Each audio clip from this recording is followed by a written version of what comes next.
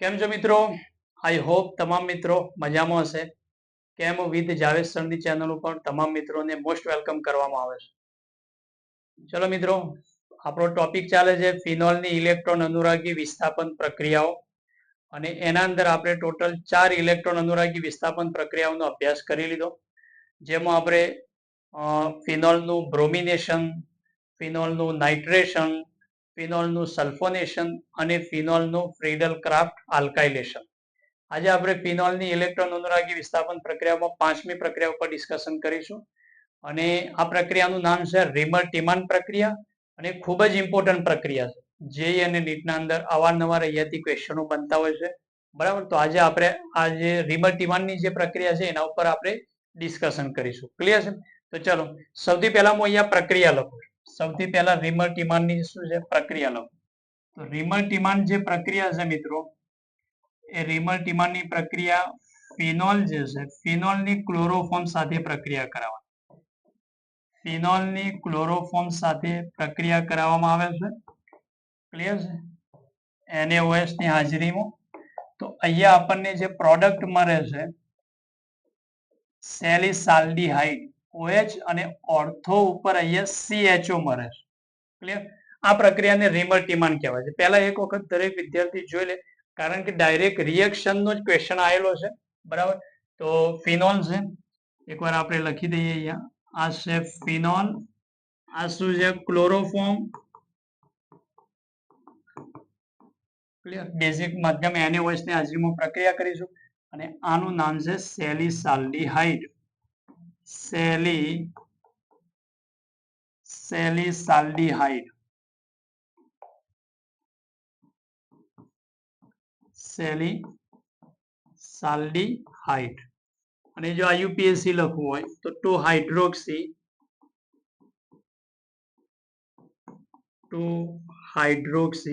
Benzene કાર્બાલ્ડિહાઇડ.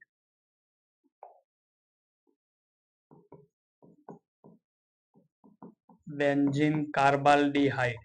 Okay, ચલો. તો આ બની પ્રોડક્ટ, અને આ પ્રક્રિયાને કહેવાય છે રીમર ટીમાન પ્રક્રિયા. જોઈ લો એક વખત ધ્યાનથી.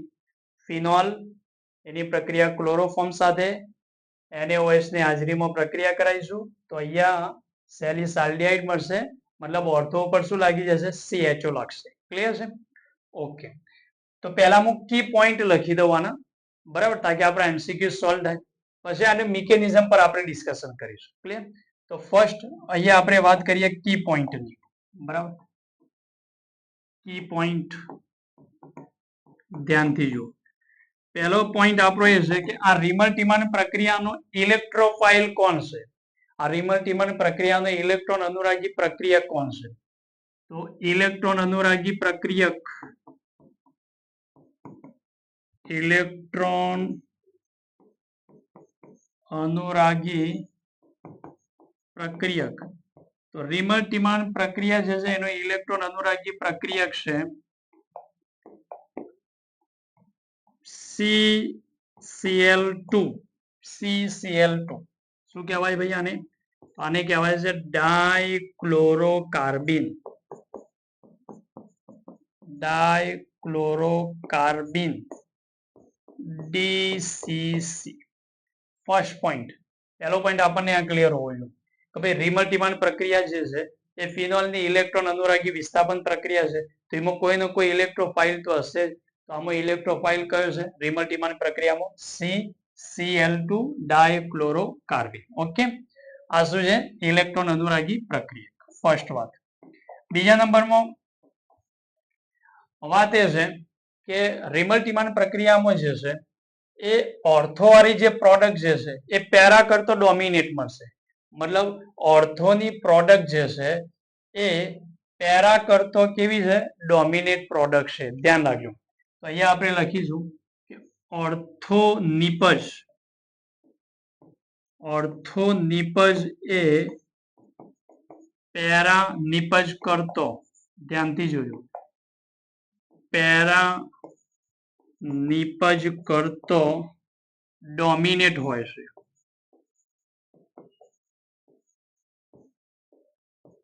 ધ્યાનથી જો શું મતલબ છે? ભાઈ ઓર્થો નિપજ એ પેરા નિપજ કરતો ડોમિનેટ નો મતલબ એ છે કે જ્યાર સુધી ઓર્થો પ્રોડક્ટ બનતી હશે, ઓર્થો પ્રોડક્ટ બનવાના ચાન્સીસ જ્યાં સુધી છે ત્યાં સુધી ઓર્થો પ્રોડક્ટ જ બનાવીશું, અને જો ઓર્થોના ચાન્સીસ નહીં તો પછી પેરા પ્રોડક્ટ બનાવીશું. ક્લિયર થઈ ગયો પોઈન્ટ? બરાબર. એટલે આપણે કહેશું કે ઓર્થો પ્રોડક્ટ એ ડોમિનેટ. અહીંયા પ્રશ્ન થાય કે સર કેમ ઓર્થો પ્રોડક્ટ ડોમિનેટ બનશે અને ઓર્થો પ્રોડક્ટ પેરા કરતા શા માટે ડોમિનેટ છે? તો એનો એક જવાબ છે કે જેનો ઓર્થો પ્રોડક્ટ બને છે, ફોર એક્ઝામ્પલ તરીકે આ ઓર્થોની નિપજ આપણે મેળવી, બરાબર, ઓર્થોની નિપજ આપણે અહીંયા મેળવી, તો ઓર્થો નિપજ થી શું ફાયદો થશે? જુઓ, આ ઓર્થો નિપજ છે તો ઓર્થો નિપજ અહીંયા બનશે એચ બોન્ડિંગ, હાઇડ્રોજન બોન્ડ બનશે. જો અને હાઇડ્રોજન બોન્ડ બનવાના કારણે આ બનશે કિલેટ બનશે. જો કિલેટ મતલબ એક રિંગ બને છે. અહીંયા 1 2 3 4 ને 5 મેમ્બરની રિંગ બને છે. આને કહેવાય છે કિલેટ. ક્લિયર? શું બને છે? કિલેટ બને છે. ઓર્થો ઉપર કિલેટ બનશે, પેરા ઉપર કિલેટ બનશે નહીં. કિલેશન, આ પ્રોસેસને કહેવાય છે કિલેશન થવું. અને કિલેટના કારણે એની સ્ટેબિલિટી વધે છે. સ્ટેબિલિટી શું થાય છે? વધે છે. એટલા માટે ઓર્થોના અંદર કિલેશન થાય છે, કિલેટ બને છે. માટે ઓર્થો પ્રોડક્ટ એ પેરા પ્રોડક્ટ કરતો કેવી હશે? ડોમિનેટ હશે. બીજો પોઈન્ટ ક્લિયર થઈ ગયો? ઓર્થો નિપજ પેરા નિપજ કરતો શા માટે ડોમિનેટ હોય છે? એનું વર્ચસ્વ પેરા કરતો ઓર્થોનું શા માટે વધારે છે? કારણ કે ઓર્થો પ્રોડક્ટના અંદર શું બને છે? કિલેટ બને છે, રિંગ બને છે. જો કિલેટ, અને કિલેશનના કારણે થોડી એક્સ્ટ્રા એને સ્ટેબિલિટી મળે છે, જેના કારણે એ પ્રોડક્ટ જે છે એ ડોમિનેટ હોય છે. ક્લિયર? ત્રીજો કી પોઈન્ટ, જો ત્રીજા નંબરનો કી પોઈન્ટ, જો ઓર્થો એક અથવા બે ઓર્થો, ધ્યાનથી જો એક ઓર્થો અથવા બંને ઓર્થો સાઈડ બ્લોક હોય ત્યારે પેરા નિપજ ડોમિનેટ થશે.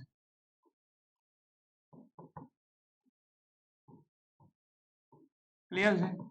પેરા ડોમિનેટ થશે કે યસ? ક્યારે થશે?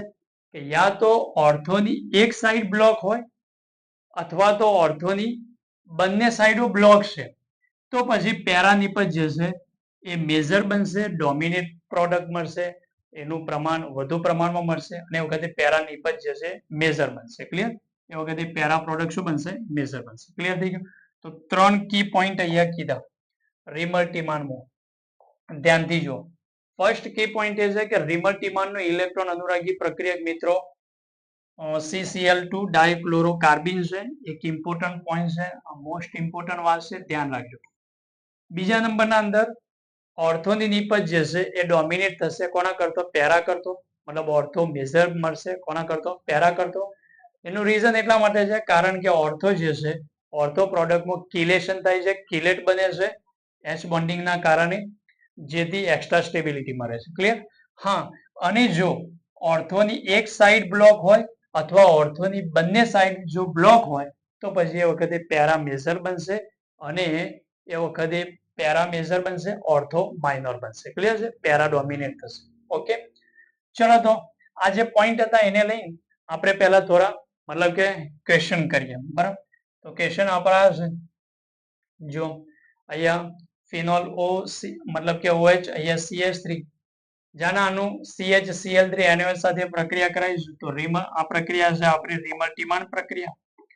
અહીંયા પ્રોડક્ટ લખવાનું કહે તો શું લખશો? તો અહીંયા તો ઓર્થો ઓલરેડી ખાલી છે, તો CHO ક્યાં લાગશે? ઓર્થો ઉપર લાગશે. CHO ક્યાં લાગશે? ઓર્થો ઉપર. તો આ એનો જવાબ આવશે. ક્લિયર થઈ ગયું મિત્રો? હવે આવો અહીંયા, તો અહીંયા પ્રોડક્ટ શું બનશે? તો અહીંયા CHO, તો અહીંયા તો એક ઓર્થો અને પેરા બંને બ્લોક છે, તો ઓર્થો અને પેરા જાને બંને બ્લોક છે, તો અહીંયા અહીંયા પ્રોડક્ટ આવશે CHO, મતલબ CHO જે ઓર્થોની સાઈડ ખાલી છે ત્યાં એટેક થશે અને ત્યાં જોડાશે CHO. આ પ્રોડક્ટ બનશે. ક્લિયર છે? નેક્સ્ટ જુઓ મિત્રો, ખૂબ ઇમ્પોર્ટન્ટ વાત, ખૂબ ઇમ્પોર્ટન્ટ. અહીંયા ઓર્થો બ્લોક છે તો પછી અહીંયા તો કોઈ પ્રશ્ન છે જ નહીં ઓર્થો ઉપર જવાનું, કારણ કે બંને સાઈડ શું છે? બ્લોક છે. બંને સાઈડ બ્લોક છે તો અહીંયા પેરા ઉપર CHO લાગશે અને બનવા વાળી જે પ્રોડક્ટ છે નિપજ મળશે આપણને પેરા ઉપર CH3, અહીંયા આવશે CHO. ક્લિયર છે? હા, આ મહા ઇમ્પોર્ટન્ટ છે, ધ્યાન રાખવાનું છે. હવે અહીંયા શું કરશો? અહીંયા CHO ને ક્યાં લગાવશો? ઓર્થો ઉપર લગાવશો કે પેરા ઉપર લગાવશો? ચલો વિચારો. ચલો તમારા જવાબનો ઇંતજાર છે. તમારું શું કહેવું થાય છે? ઓર્થો ઉપર લાગશે કે પેરા ઉપર લાગશે? ક્લિયર? શું કહેવું થશે આનો આન્સર? તો અહીંયા આન્સર એ છે કે અહીંયા CHO છે એ પેરા ઉપર લાગશે. ક્યાં લાગશે? પેરા ઉપર. કેમ પેરા ઉપર? તો આ સ્ટેટમેન્ટ છે, જુઓ મિત્રો, જો એક ઓર્થોની સાઈડ બ્લોક હોય, એક ઓર્થોની સાઈડ બ્લોક હોય, બે બ્લોક હોય તો પેરા ઉપર છે, એમાં તો કોઈ કન્ફ્યુઝન છે જ નહીં. ભાઈ બે ઓર્થો બ્લોક છે તો જવાનું કયો કે પેરા ઉપર જ જશે CHO. વાતા છે જો એક ઓર્થોની સાઈડ શું હોય? બ્લોક હોય, તો એ વખતે પેરાની નિપજ ડોમિનેટ થશે, એ નિપજ મુખ્ય નિપજ ગણાશે. આ નિપજ મુખ્ય ગણાશે. અહીંયા આ નિપજ જે છે એ મુખ્ય નિપજ છે. કઈ? પેરા ઉપર લાગે. અને અહીંયા આ નિપજ જે બનાવીએ આપણે ઓર્થો ઉપર એ ગૌણ નિપજ છે. ધ્યાનથી જોયો, ક્લિયર કરો વાતને. અગર એક ઓર્થોની સાઈડ બ્લોક હોય અથવા આ વખતે આ નિપજ જે છે કઈ હશે? ગૌણ નિપજ.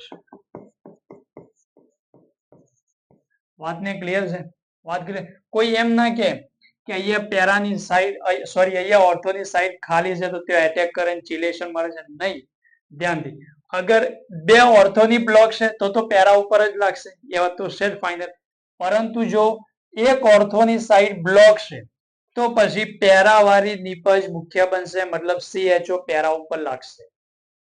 અગર એક ઓર્થોની સાઈડ બ્લોક છે તો CHO પેરા ઉપર લાગશે. બે બ્લોક હોય તો પેરા ઉપર લાગવાનું છે, તો અહીંયા મુખ્ય નિપજ આવશે. ક્લિયર થઈ?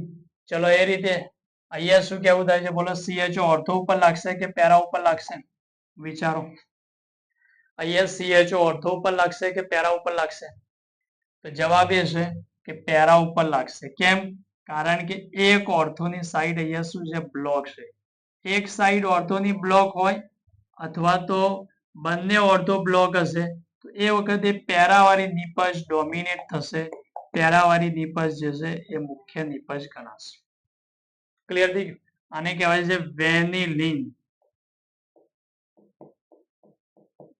આને કહેવાય છે વેનિલિન. ક્લિયર થઈ ગયું? તો આમાં મુખ્ય નિપજ કઈ છે? તો મુખ્ય નિપજ જે છે એ પેરા વાળી છે. પેરા વાળી. વાત ક્લિયર થઈ ગયો મિત્રો? બે ઓર્થો ઉપર હોય તો પેરા ઉપર લાગશે મેજર. ક્લિયર? અગર એક ઓર્થોની સાઈડ જે છે એ બ્લોક છે તો પેરા વાળી મેજર બનશે. બરાબર? જે રીતે કે આ બધી મેજર, આ માઇનોર છે, ગૌણ નિપજ છે, અને અહીંયા પણ ઓર્થોની સાઈડ શું છે? બ્લોક છે.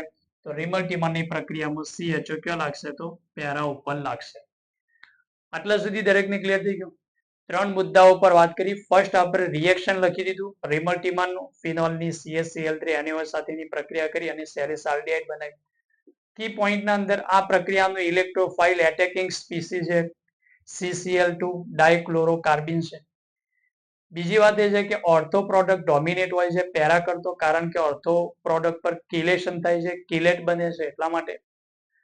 અને જો એક ઓર્થોની સાઈડ બ્લોક હોય અથવા તો બંને ઓર્થોની સાઈડ બ્લોક હશે તો એ વખતે પેરા પ્રોડક્ટ ડોમિનેટ થશે. કોના કરતો? ઓર્થો કરતો.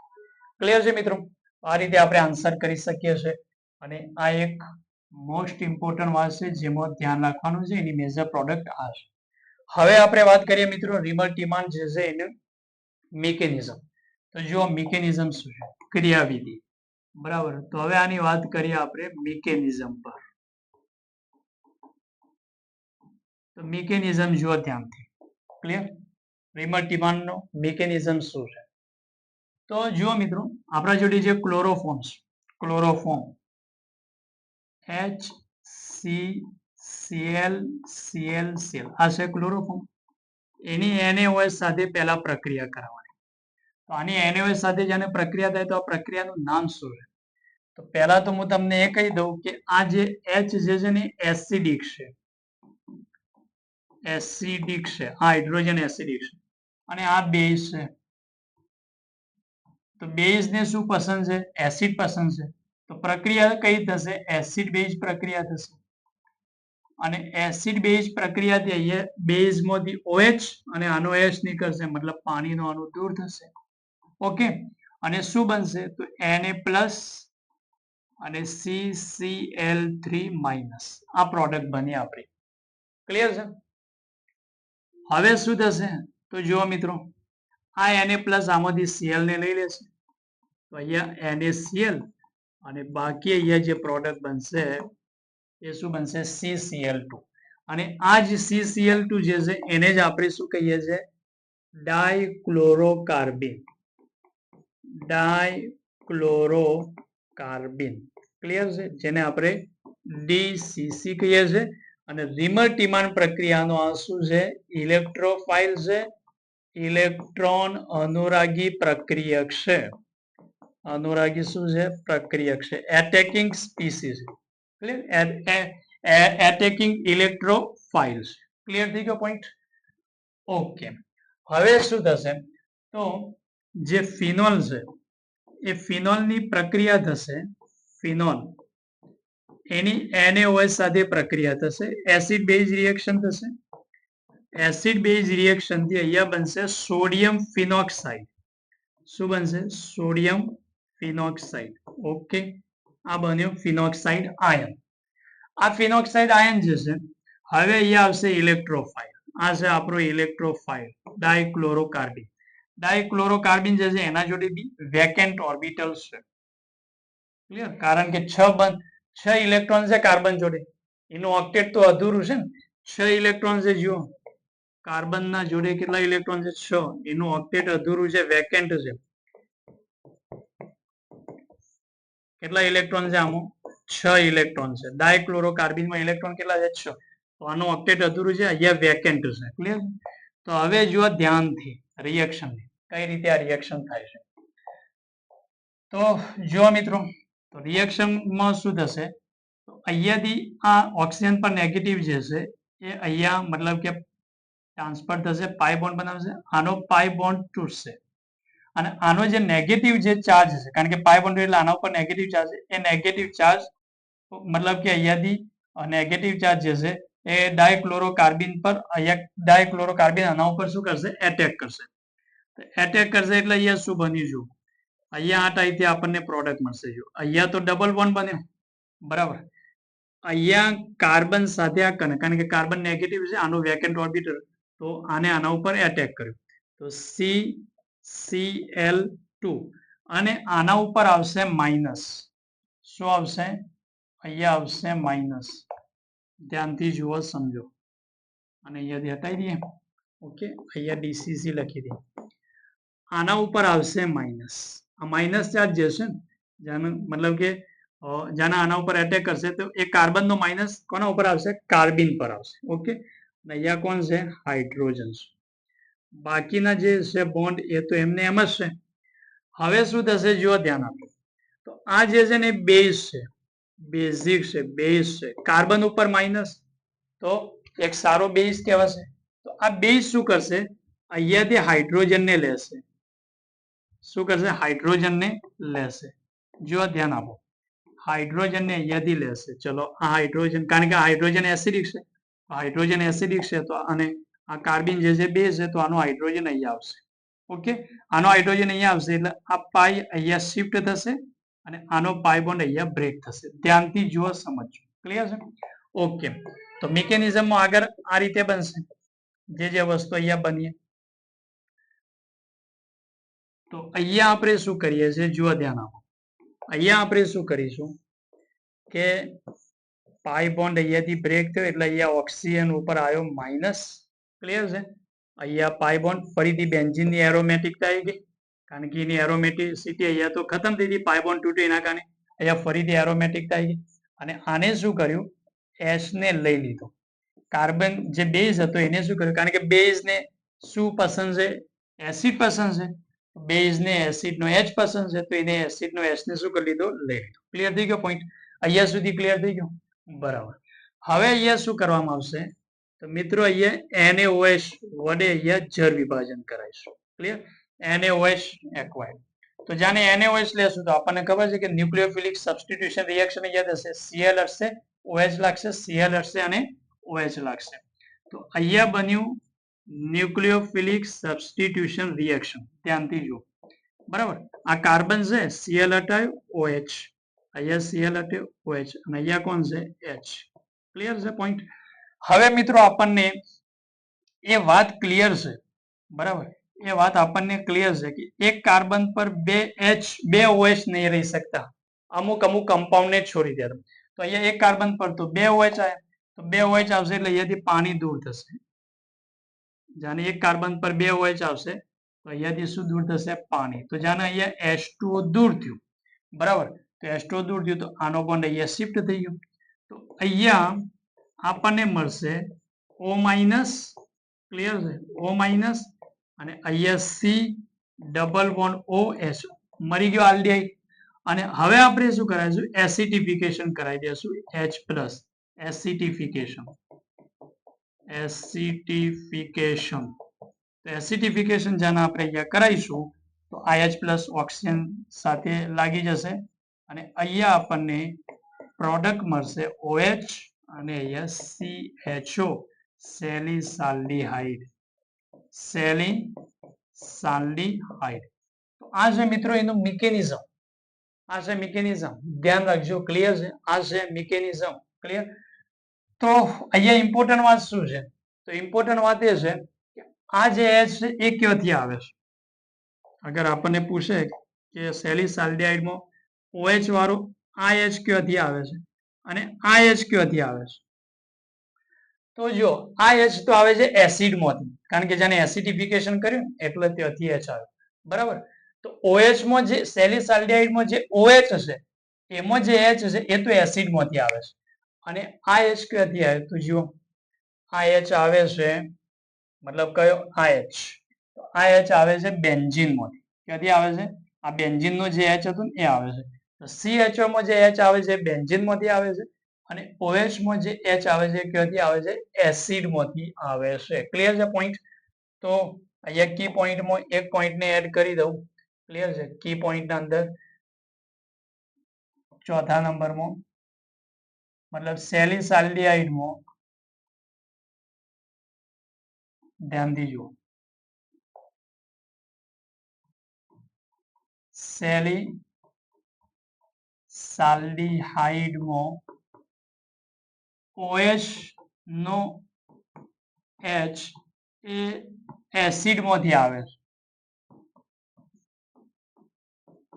એસિડમાંથી આવે છે. અને CHO નો H એ બેન્ઝીનમાંથી આવે છે. ક્યાંથી આવે છે, બેન્ઝીનમાંથી આવે છે. ક્યાંથી, કઈ રીતે ખબર પડી, તો મિકેનિઝમ પરથી આપણને ખબર પડી. આ જે ક્રિયાવિધિ કરી તો આપણને આઈડિયા આવ્યો અહીંયા કે આ જે H આવે છે, આ જે H, આ H ક્યાંથી આવે છે, તો બેન્ઝીનમાંથી H આવે છે. અને આ H ક્યાંથી આવે છે, તો આ H આવેલો છે મતલબ કે એસિડમાંથી. ક્લિયર? ક્યાંથી આવેલો છે, આ H એસિડમાંથી આવેલો છે. અને CHO નો H ક્યાંથી આવેલો છે, તો બેન્ઝીનમાંથી. તો મિત્રો આ છે મતલબ કે મિકેનિઝમ કોનું, કે રેમલ-ટીમાન પ્રક્રિયા. ક્લિયર છે? તો એકવાર મિકેનિઝમની એકવાર પ્રોપર રીતે ડ્રો કરશો એટલે તમને ક્લિયર થઈ જશે. આ પોઈન્ટ પણ આપણો શું થઈ ગયો, ક્લિયર થઈ ગયો. હવે અહીંયા પ્રક્રિયા માની લો કે પૂછી લે. જો ધ્યાન આપો, અહીંયા આપણને પ્રક્રિયા પૂછે કે ફોર એક્ઝામ્પલ તરીકે ફિનોલની પ્રક્રિયા કરીએ. અહીંયા છે ફિનોલ. ઓકે, અને આની પ્રક્રિયા કરીએ અહીંયા CHCl3 વત્તા અહીંયા N મતલબ કે NaOH. ક્લિયર? આના સાથે અહીંયા પ્રક્રિયા કરી અને ફોર એક્ઝામ્પલ તરીકે અહીંયા કોઈ સાઇડ જે છે બ્લોક છે, ક્લિયર, અહીંયા શું છે તો સાઇડ મતલબ કે બ્લોક છે.